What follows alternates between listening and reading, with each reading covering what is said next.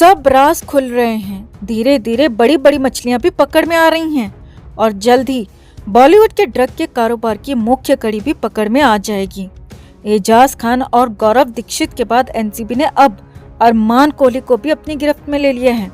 अरमान कोहली की गिरफ्तारी इसीलिए भी अहम है दोस्तों, क्योंकि एनसीबी ने पहले ऐसे एक्टर को पकड़ा है जो कि बॉलीवुड का नेपो एक्टर है, जो कि मेहनत से नहीं बल्कि माँ बाप की मेहरबानी से फिल्मों तक आ गया। जी हाँ, अरमान कोहली तक पहुंचना यानी कि एनसीबी अब मूवी माफिया तक पहुंचने वाली है। फिलहाल अरमान कोहली एनसीबी की गिरफ्त में है और एनसीबी की सख्ती के आगे बेबस अरमान कोहली ने अपने ड्रगी पार्टनर्स के नाम भी उगलने शुरू कर दिए हैं।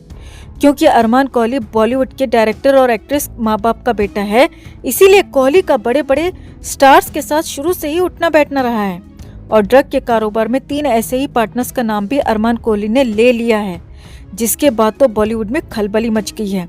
क्या अब एनसीबी इन तीनों नामचीन अभिनेताओं को पकड़कर बॉलीवुड की जड़ें हिला देगी? तो आपको सब कुछ डिटेल में बताते हैं। सुशांत से जुड़े ड्रग केस में एनसीबी तो बहुत अच्छा काम कर रही है दोस्तों, वहीं सीबीआई मानो सोई हुई है। कमेंट में वेकअप सीबीआई लिखकर सीबीआई तक भी अपनी आवाज जरूर पहुंचाएं और खबर को लाइक और शेयर कर अपना प्यार और सपोर्ट भी जरूर दिखाएं। तो बिग बॉस 7 में अपनी गुंडागर्दी के लिए फेमस हुआ अरमान कोहली अब एनसीबी की गिरफ्तारी में है। आपको बता दें कि अरमान कोहली के पिता राजकुमार कोहली फिल्मों में निर्देशक रहे हैं। अरमान की मां निशी कई फिल्मों में बतौर एक्ट्रेस काम कर चुकी हैं। यहाँ आपको याद दिला दें कि ये वही अरमान कोहली है जिसने बिग बॉस 7 में सोफिया हयात से मारपीट की थी, जिसके बाद बिग बॉस के घर में आकर मुंबई पुलिस ने अरमान कोहली को गिरफ्तार किया था। इसके अलावा अरमान कोहली ने अपनी कार से एक सड़क चलते व्यक्ति को भी ठोक दिया था, जिसके बाद भी मुंबई पुलिस ने अरमान कोहली को गिरफ्तार किया था। इतना ही नहीं, अरमान कोहली अपनी लिव इन पार्टनर के साथ मारपीट के बाद भी एक बार अरेस्ट हो चुका है और ये चौथी बार है जब अरमान कोहली एक बार फिर से गिरफ्तार हुआ है और इस बार मामला सीधे बैन ड्रग से जुड़ा हुआ है। तो घंटों की रेड और इंट्रोगेशन के बाद एनसीबी ने अरमान कोहली को पकड़ लिया। एनसीबी बहुत सख्ती से काम करती है और एनसीबी की सख्ती का ही असर है कि बॉलीवुड में ड्रग का कारोबार करने वालों की इस वक्त बैंड बजी हुई है, क्योंकि सामने आया है कि अरमान कोहली के बाद एनसीबी ने 3 और बॉलीवुड के कलाकारों की लिस्ट बनाई है, जिसमें उनके घर, दफ्तर और अन्य ठिकानों को शामिल किया गया है। सूत्रों की माने तो ये कार्रवाई अरमान कोहली की वजह से ही संभव हो पाई है, क्योंकि अरमान कोहली ने इंट्रोगेशन में अपने साथ काम करने वाले 3 पार्टनर्स के नाम भी उगल दिए हैं। सूत्रों की माने तो रात भर पूछताछ में रौब दिखाने वाला अरमान कोहली बुरी तरह परेशान हो गया और कई बार रो भी पड़ा। पूछताछ के दौरान पहले तो अरमान कोहली ने कई तरह की आनाकानी की और गिरफ्तारी को साजिश तक कह दिया, मगर जब एनसीबी के अधिकारियों ने बताया कि आपके घर से हमें कई तरह की बैन ड्रग्स मिली हैं और ऐसे डॉक्यूमेंट्स भी मिले हैं जिससे ड्रग के कारोबार के इंटरनेशनल लेवल के लिंक भी जुड़े हैं। सूत्रों की माने तो जब एनसीबी ने रैपिड फायर सवाल करना शुरू किया तो अरमान कोहली बहुत ज्यादा देर तक झूठ नहीं बोल पाया और अरमान कोहली ने मान लिया कि वो ड्रग उसी की है। मगर कोहली ने यहाँ ये कहकर भी चौंका दिया कि वो सीधे इसमें इन्वॉल्व नहीं है, बल्कि 3 लोगों के कहने पर वो इस धंधे में लिप्त हुआ है। अब सूत्रों की माने तो एनसीबी ने जोर डाला कि वो उन तीनों के नाम बताए ताकि वो उनके खिलाफ एक्शन ले सके। अब इस दौरान एक बार फिर से अरमान कोहली ने ना नुकुर किया, मगर एनसीबी की टीम के आगे अरमान कोहली को अपनी जुबान खोलनी ही पड़ी। सामने आ रही रिपोर्ट्स की माने तो अरमान कोहली ने पूछताछ में तीनों के नाम दे दिए हैं। जी हाँ, कोहली ने बता दिया कि वो इन तीनों के साथ मिलकर सालों से इस कारोबार में लिप्त है।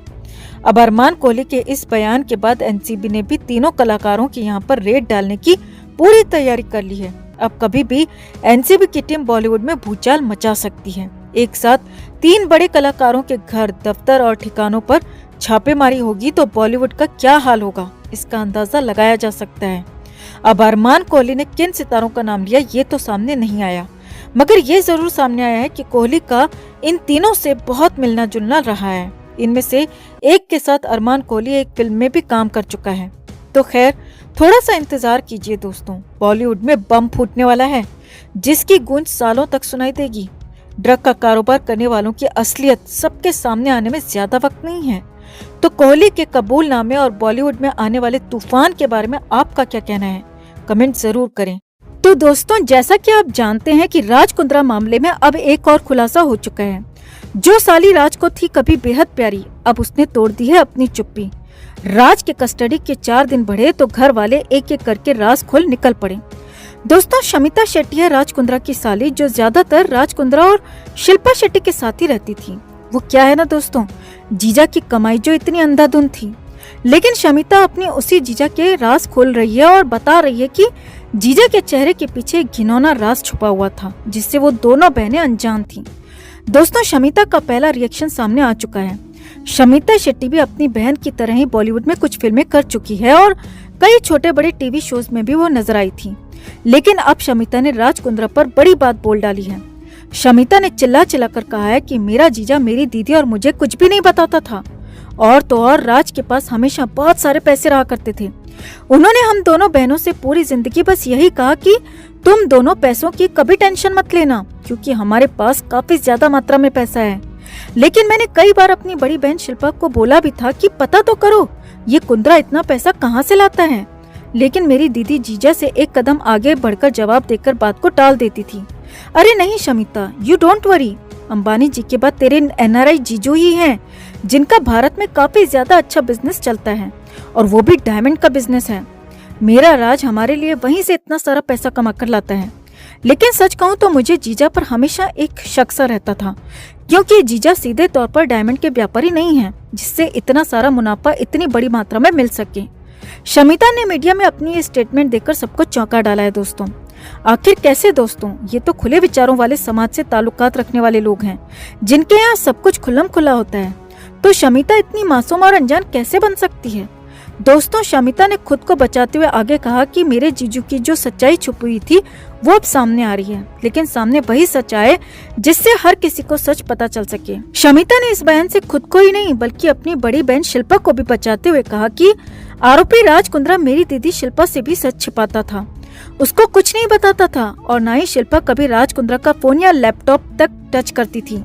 ताज्जुब की बात है दोस्तों, पब्लिक प्लेस पर दूसरे मर्दों को इतनी छूट देने वाली, सरेआम पप्पियां लेने वाली शिल्पा शेट्टी अपने दीवाने पति का फोन तक टच नहीं करती थी। जबकि कहा जाता है कि शिल्पा शेट्टी का दीवाना राज कुंद्रा कभी इसकी इतनी सुनता था कि इससे शादी करने के लिए अपनी पत्नी कविता को तलाक दे बैठा था। और अब शमिता का ये इमोशनल फुल बयान, सच में ये बात कुछ हजम नहीं होती। शमिता आगे कहती हैं कि जब मैंने कई बार राज को शिल्पा को फोन छूने से मना करते हुए देखा तो मैं समझ गई थी कि राज के फोन में उनके काले कारनामों का काला चिट्ठा कैद है, जिससे मेरी बहन पूरी तरह से अनजान थी। तो ये था दोस्तों दोनों बहनों का अपने जीजा और पति की काली कमाई खाकर हज पर जाने वाला बयान। दोस्तों, क्या लगता है आपको, शिल्पा शेट्टी जो खुद एक इंडिपेंडेंट महिला है, क्या राज के